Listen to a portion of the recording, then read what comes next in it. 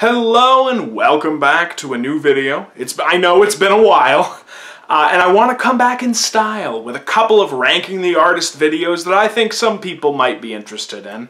Anyway, the first is the one that I think people who follow this channel are most likely to want to see, and that is me ranking all of the Ween albums. Now, Ween are one of the greatest bands of the 90s. And I don't know how much of a hot take that is, but it's one I'll stick by. These guys brought such a unique sensibility to the table, admittedly heavily influenced by groups like They Might Be Giants and the Butthole Surfers.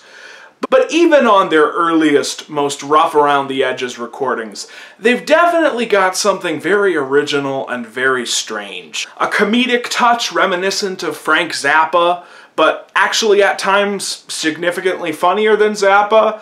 A tendency for bizarre and strange instrumentation and weird song structures that is sure to satisfy any fan of challenging and strange music, while also having a sublime sense of songwriting that never loses touch of the basics and fundamentals of a great song. Basically what I'm saying is I cannot recommend this group highly enough. Although, that being said, like I said, they had some comedy aspects, and like most comedy in the 90s, they were not super politically correct. They had their occasional outbursts into misogyny and, on occasion, homophobia in a really disconcerting way. That being said, it declined over the course of their career. By the time you get to their 2000s albums, there's almost none of it. But it is there. And if you're someone who can't tolerate that kind of thing and who doesn't want their media to have any real problematic aspects, which is a valid view and I respect that, I don't know if I can recommend this group to you. But if you can stomach that, they were one of the most interesting and fascinating groups of the 90s. And like I said, I'm going to be ranking their albums. So, my least favorite Ween album is 12 Golden Country Greats. I should have mentioned in the intro that I'm only going to be talking about the studio albums. I'm not going to be talking about the B-sides albums or the live albums or anything like that, because live Ween is, in a lot of ways, a very different beast to their studio albums, and one that I'm admittedly not as familiar with. This is their country album. It's a straight-ahead country album with some ridiculous lyrics and weird stuff, but it's essentially a country album, and it's at the bottom of the list mostly because, like, there's some great stuff on here, but I never put this one on. Like, Japanese Cowboy is great, you know, there's some other really fun tracks. I love the album titles, stuff like Help Me Scrape the Mucus Off My Brain. But like I said, some of that homophobia, like Mr. Richard Smoker. But on the whole, though, you know, this is definitely worth hearing, if only for the novelty of Ween doing country music. My second least favorite Ween album, La Cucaracha. Now, I should really clarify at this point, I don't dislike any Ween albums. I think all the Ween studio albums are varying degrees of great. So me putting this second to last is not an indictment of the album. It's just me saying that I like other Ween albums more. This is their last album to date, came out in 2005. There's some fun spoofs of stuff from that time, like Shame Maker, which is a wonderful mockery of the pop punk and the emo that was happening around that time. Blue Balloon, Friends, you know, Spirit Walker.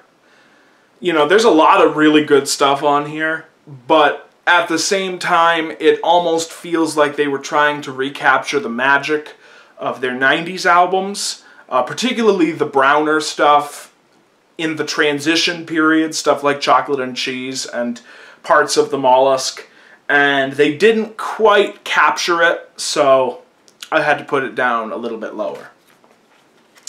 So the next one, this is a lot of people's favorite, I've found over the years, White Pepper. This one is basically, it's the peak of the second half of Ween's career, where, you know, the first half of Ween is very strange, very wild, very lo-fi, very all over the place, very influenced by people like the Butthole Surfers, and They Might Be Giants in their weirder moments. Not like the Birdhouse in Your Soul, They Might Be Giants, but like the that massive track on Apollo 18 where it's just like commercial jingles for 3 minutes. I say massive because it's like 20 tracks, even though they're all like 5 seconds long. This is basically Ween as like a modern version of 10cc or Steely Dan. Very slick, very professional, well produced. The comedy is there, but it's more understated, and it's more of a sly, knowing wink as opposed to the massive, weird wildness of earlier Ween. And if you like the really, really good songwriting side of Ween, this and the Mollusk are probably going to be your favorites. For me, I like a little bit of the weirdness in there too. And so this one is not, I don't rank it as high as many do. But that being said, there's not a single bad song on here. You know, the Flutes of the Chi, Even If You Don't, She's Your Baby, Pandy Fackler is a phenomenal Steely Dan style parody. Stroker Ace is great take on Motorhead, basically. Just really good album. Highly recommend it. Not necessarily one of my favorites, but definitely one to check out. So moving on, speaking of the weirdness, these next two are really, really weird. And I actually just had to switch them around because I just thought about it, and I definitely like one more than the other. Pure Guava. This one is this was their first major label album, and I've always sort of interpreted this as it's the stereotypical, it's the thing a lot of bands do, a lot of underground bands do when they sign to major labels. Either the first album or the second album is a "you guys said we've sold out, we'll show you" album. And that's pretty much what Pure Guava is. You get some of the best Ween songs of all time, stuff that really shows you how talented these guys were. Stuff like Don't Get Too Close to My Fantasy, The Stallion Part 3, even Push the Little Daisies to an extent, and I Saw Jeaner Crying in His Sleep. Just great stuff, mixed in with some of the weirdest and most abrasive material these guys ever did. Like stuff like Morning Glory, Poop Ship Destroyer, The Going Gets Tough from the Get-Go, Pumping for the Man, Big Jilm, you know, even Push the Little Daisies. Push the Little Daisies is super catchy, and as I understand was a minor hit. But it has one of the most off-putting vocals of any track I've ever heard. But like I said, you know, there's a lot of great stuff on here, but oh man, is it tempered by a lot of weirdness. And yeah, I have a friend who described this album once as delightfully annoying, and yeah, I definitely agree with that. So the next album on the list, this is another one, a lot of people's favorite. This is The Pod.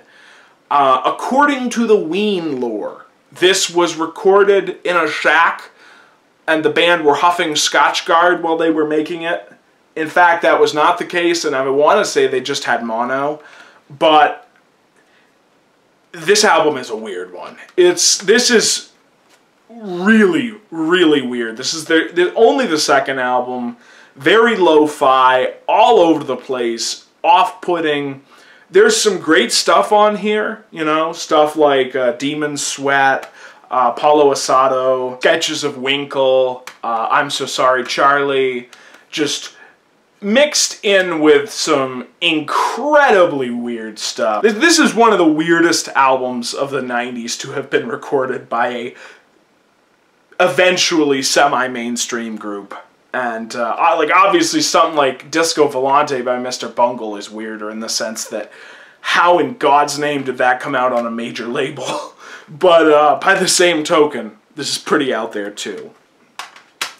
So the next album, this is Quebec. This is sort of the last in some ways, this is the last hurrah. Like, this is a phenomenal album. It is in the scope of their career, it is a late period classic, which feels very wrong to say because they had only been making albums for a little over a decade when they made this.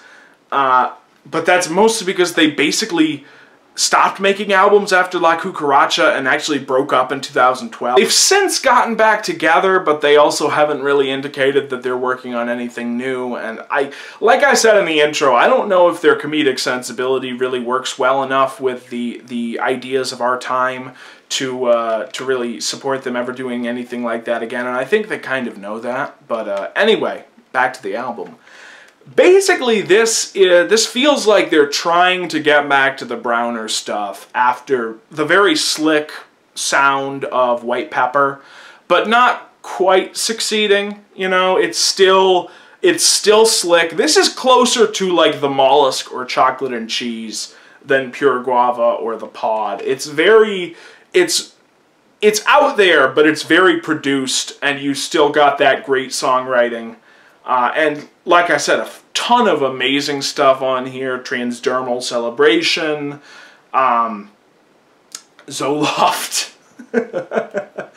Happy Colored Marbles, Chocolate Town, If You Could Save Yourself, You'd Save Us All. It's going to be a long night. Just great, great stuff on here. Definitely one that I don't put this one on as much as I might.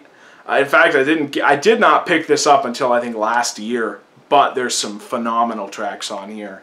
And like I said, it's in my top 5 for this band. So definitely check it out. Okay, so this is the one that started it all. God, Ween, Satan, The Oneness. I'm friends with a lot of people who would probably put this at number 1. To me, this one has always been just a little bit too rough around the edges for me to put it there. It is very hardcore punk. It very much sort of wears its influences on its sleeve while at the same time being its own thing. You have weird, crazy hardcore punk, weird, crazy psychedelic tracks, some doo-wop excursions, very reminiscent of early Frank Zappa. A track on here, I think it's LMLYP, and true Ween fans will know what that stands for, which is, if I remember correctly, basically an uncredited cover of a Prince song, which is also not surprising to me, if you know what that song is about, and also that both of the Ween guys are absolutely huge Prince fans. But yeah, ton of amazing tracks on here. You know, Bumblebee, Fat Lenny, I'm in the Mood to Move, Up on the Hill, Nicole, Mushroom Festival in Hell. Just great stuff, and you've gotta love an album where the very first track and the very first line is, "You fucked up."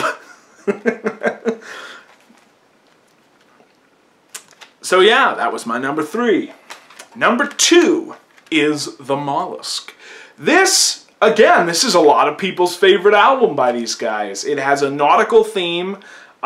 This, for all of you young millennials and zoomers in watching this video, and I know there aren't any, this album is a major reason why SpongeBob exists. Because apparently the creator was a big Ween fan, and he was inspired by this album to start to create SpongeBob, apparently. And also it has Ocean Man, for those of you who are connoisseurs of the memes of the late 2010s.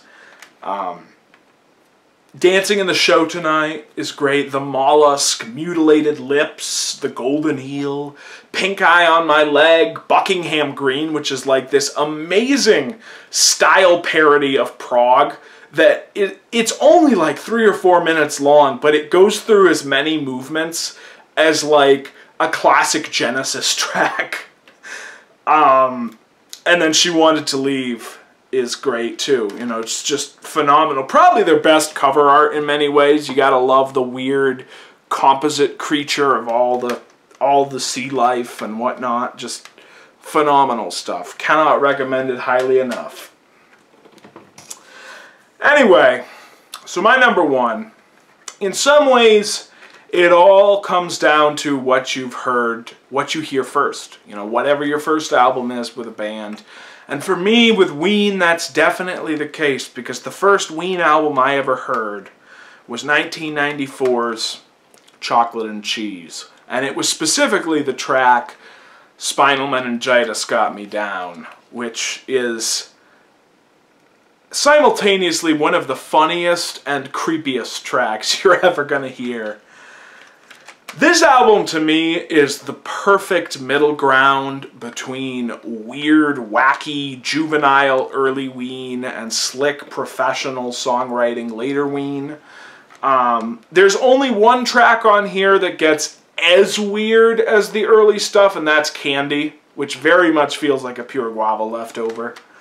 But they've still got that great sense of humor, which occasionally goes into weirdness. You know, it's your mileage may vary whether the HIV song is being insensitive or not, considering that the only two lyrics in the song are HIV and AIDS. But that's definitely there. Stuff like The Roses Are Free, A Tear for Eddie, or I've actually never been sure whether it's a tear or a tear. You gotta love English, having two words spelled the exact same way, two different things. That's great. Freedom of 76, you gotta love a tribute to Philly Soul. Buenos Tardes, Amigo. Another one, you could argue, you know, is that problematic, is that not? You know, I don't know. I'm not really equipped to be the judge of that. What Diener was talking about, Mr. Would You Please Help My Pony, Drifter in the Dark, Joppa Road, just great stuff. This album, this is one of those albums that to me doesn't have a single bad track. Sometimes I'm not in the mood for Candy, but otherwise, this is a great album. Also, you gotta love the album cover, which apparently is less juvenile and offensive than what they originally wanted, because apparently the original album cover was gonna be like a homoerotic sailor dude. So, like, that's just kind of Ween in a nutshell, you know? Two dumb guys from Pennsylvania making incredible music, you know? Well, I mean, I don't know whether they're dumb, but, you know, it's the sense you get from their music and lyrics anyway. Goodbye, everybody. Have a good night.